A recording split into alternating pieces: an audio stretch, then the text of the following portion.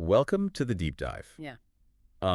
Today we're going to be taking a deep dive into Oprah's 7 principles for what she calls smart women. Okay. Now, these aren't just like feel-good quotes or anything. Right. We're going to like really unpack what they mean. Yeah. And see how they can apply to your life. I love it. So are you ready to get Oprah-fied? Let's do it. All right, so principle number 1 is own your power. Okay. It kind of sounds like a superhero origin story, but like what does that actually mean? Yeah, it does. For women who are juggling like work, family relationships, all of it. Well, I think what's so fascinating about these principles is how deceptively simple they sound. Right. But when you dig a little deeper, they really do offer this framework for navigating the challenges and triumphs of being a woman in today's world. Yeah. So when we talk about own your power, it really is about recognizing that inherent worthiness that we all have, regardless of, our accomplishments or external validation. And I think about how often women apologize for things that aren't their fault or downplay their successes. Totally. And so owning your power is about silencing that inner critic and stepping into that authentic self. Yeah, Oprah says, stop dimming your light because you think it's too bright for someone else. Yes. And I feel like that resonates with so many women who've been told to play small or shrink themselves to make other people comfortable. Absolutely. It's a call to embrace your strengths and use your voice, even when it feels risky. And this actually connects to research on imposter syndrome. Oh, yeah. Which disproportionately affects women. Wow. And so owning your power is really an antidote to that self-doubt. So it's not just about like feeling confident. Right, it's yeah. about actually like taking action. Exactly. It's about advocating for yourself, setting boundaries, and making choices that align with your values. Yeah. It's about recognizing that you have the power to shape your own life. Which actually leads us perfectly into principle number 2. What? Prioritize your peace. Oh, I like that one. Yeah. This feels especially relevant, I think, for women who are constantly like bombarded with demands and expectations. Totally. Oprah's talking about a radical act of self-preservation here. Okay. It's about understanding that your well-being is not selfish. It's essential. And think about it. You can't pour from an empty cup. Sure. How can you show up for others if you're constantly running on fumes?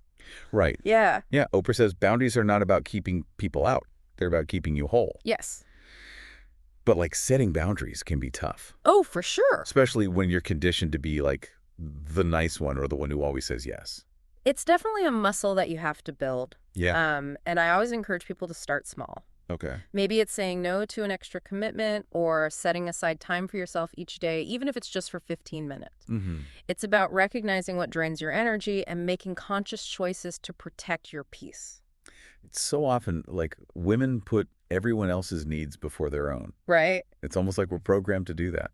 Well, there's definitely a societal expectation for women to be caretakers. Yeah. But prioritizing your peace isn't about neglecting those responsibilities. It's about creating a sustainable way to fulfill them. And just imagine the impact on your relationships, your work, your overall well-being if you approached everything from a place of inner peace. Yeah, that's like a powerful shift in perspective. Yeah.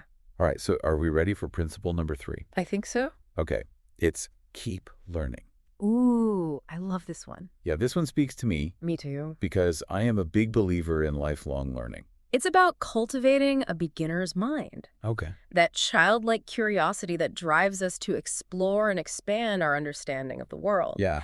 And Oprah emphasizes that learning isn't confined to, classrooms or textbooks. Right. It's an ongoing process that happens through experiences, through relationships, and even through setbacks. Oprah says the moment you stop learning is the moment you stop growing. I love that. But let's be honest. Yeah. Life gets busy. How can we realistically incorporate learning into our already packed schedules? Well, it doesn't have to be grand gestures. Okay. It could be reading an article on a topic that interests you, listening to a podcast. Like this one. Exactly. Taking an online course, or simply having a conversation with someone who has a different perspective. The key is to be intentional about seeking out new knowledge and experiences. So it's not about like adding more to our to-do list, but it's about being mindful of the learning opportunities that already exist in our lives. Exactly. It's about reframing how we view learning. Okay. It's not a chore. It's an investment in our growth and evolution. Yeah. And speaking of growth, let's move on to principle number 4. Okay. Lift as you climb. No, that's a good one. I love this one. This is such a powerful message, Yeah. especially in a world where women are often pitted against each other. Right. And Oprah's advocating for a culture of collaboration over competition. Mm-hmm. It's about recognizing that our success is amplified when we support and empower other women. Think about the women who've helped you along the way, your mentors, your friends, your colleagues. Totally. How can you pay it forward? Mm-hmm. Oprah puts it so well. Lifting as you climb doesn't make your journey heavier. It makes more meaningful. It's beautiful. Yeah. But what does this actually look like in practice? Well, it could be mentoring someone in your field, Okay. offering support to a friend who's starting a new venture, Right. or simply amplifying the voices of other women in your network. Yeah. It's about creating a web of support and encouragement that lifts everyone up. It's easy to think like we need to be at the top to start lifting other people, Right. but really we can do it at every stage of our journey. Absolutely. Even small acts of support can have a ripple effect. Yeah. Think about it. A word of encouragement, a helpful connection, a moment of celebration for another woman's achievement. These seemingly small gestures can make a world of difference. It's about creating a rising tide that lifts all boats. Exactly. And it challenges that outdated narrative of scarcity and competition Yep. that's often imposed on women. Right. So when we lift as we climb, we create a more equitable and supportive world for all of us. All right, so let's tackle principle number 5. Okay. Embrace failure. Ooh, this one can be tough, Yeah, especially for women who are often conditioned to strive for perfection. totally. It's like ditch to the myth of the perfect woman who like effortlessly juggles it all without making a mistake. Right. Oprah is like reframing failure as an essential part of growth and resilience. Yes, And think about it, some of our greatest lessons come from our missteps. absolutely. She says, failure is not the opposite of success. It's part of the process. Mm-hmm. But how do we actually shift our mindset Yeah. to embrace those moments when we stumble or fall short? Well, it's about acknowledging that failure is not a reflection of our worth. Right. It's data. It's feedback. Yeah. It's an opportunity to learn, adjust, and come back stronger. Yeah. Think about a time when you faced a setback. Right. What did you learn from that experience? How did it shape you? I think for me, it's about recognizing that those moments of failure often lead to unexpected detours. Yes. That ultimately like put me on a better path. Right. But it can still be easy to get caught up in that cycle of like self-blame and shame. Oh, for sure. That's where self-compassion comes in. Yeah. You know, treat yourself with the same kindness and understanding that you would offer a friend who's going through a similar experience. Right. And remember, everyone makes mistakes. Sure. It's how we respond to those mistakes that defines us. So it's not about pretending that failure doesn't sting, Right. but it's about reframing how we view it. Exactly. Instead of letting fear of failure hold us back, we can choose to see it as an opportunity for growth and learning. Yeah. It's about cultivating that fail-forward mentality. Oh, I like that. Fail forward. Right. All right, so let's dive into principle number 6. Okay. Trust your gut. Ooh. This one resonates with me because I think women often have like a strong intuitive sense, but are sometimes discouraged from trusting it. Right. Oprah is highlighting the power of that inner voice, that deep knowing that often guides us towards what's truly aligned with our values and our purpose. Right. It's about tuning into that subtle wisdom that often speaks to us in whispers rather than shouts. She says, your gut knows, even when you don't have all the facts. Yes. But how do we distinguish between that intuitive knowing and just plain old fear or anxiety? That's such a great question.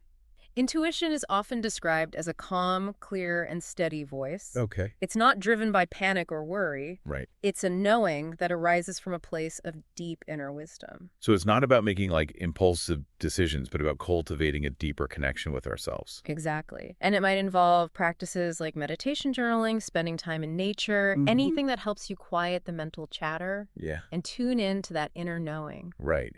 Think about a time when you listened to your gut instinct. Yeah. What happened? I think we've all had those moments Oh, yeah. where it's like, oh my gosh, I knew it. Yeah, totally. Right. Yeah, I've definitely had those aha moments where things just click into place when I trust that inner voice. Yes. But then there have also been times when I've ignored it, Of course. and it usually hasn't ended well. Those experiences are valuable teachers. Yeah. And the more we practice tuning in to our intuition, the more we strengthen that inner compass. Right. And it becomes easier to distinguish between the voice of fear and the voice of wisdom. So it's like building a muscle. Exactly. Okay. And finally, we arrive at principle number 7. Celebrate yourself. Ooh, I love this one. This one feels especially important, I think, in a world that often tells women to downplay their accomplishments Right. and focus on their flaws. Exactly. Oprah's reminding us that self-celebration is not arrogant or selfish. Right. It's an essential act of self-love and self-acknowledgement. Totally. Think about it. How often do we celebrate the achievements of others Oh, yeah. All the time. while downplaying our own wins? Yeah, she says self-celebration isn't arrogance, it's self-love. Yes. But for many women, I think it can feel really uncomfortable to toot their own horn or acknowledge their own successes. Totally. And that's where we need to challenge those ingrained beliefs that tell us it's not okay to shine or take up space. Celebrating yourself is about honoring your efforts, your resilience, and your unique journey. So it's not about bragging or seeking external validation, Right. but it's about recognizing our own inherent worth and value. Exactly. It's about acknowledging our strengths, our progress, and the unique gifts that we bring to the world. Yeah, think about a recent accomplishment, Okay. big or small, that you're proud of, and just take a moment to really savor that feeling of accomplishment. But feeling is so important. Yeah, I think that's such an important point, to pause and really acknowledge those wins, even the seemingly small ones. Yes. It's so easy to just keep pushing forward Right. without taking the time to celebrate how far we've come. Those moments of self-celebration are like little deposits in our self-worth bank account. Ooh, I like that. They remind us of our capabilities and fuel our motivation to keep going. So we've covered a lot of ground here. Oprah's 7 principles really offer a roadmap, I think, Yeah. for living a more empowered, fulfilling, and authentic life. Absolutely. But it's not a passive process, right? Absolutely not. It's about taking action, experimenting, and integrating these principles into your daily life. It's about making them your own. Yeah, it's about taking these principles and really making them your own and figuring out like how they work for you. So as we wrap up this deep dive into Oprah's wisdom, what's one actionable step our listener can take today to start incorporating these principles into their life? That's a great question.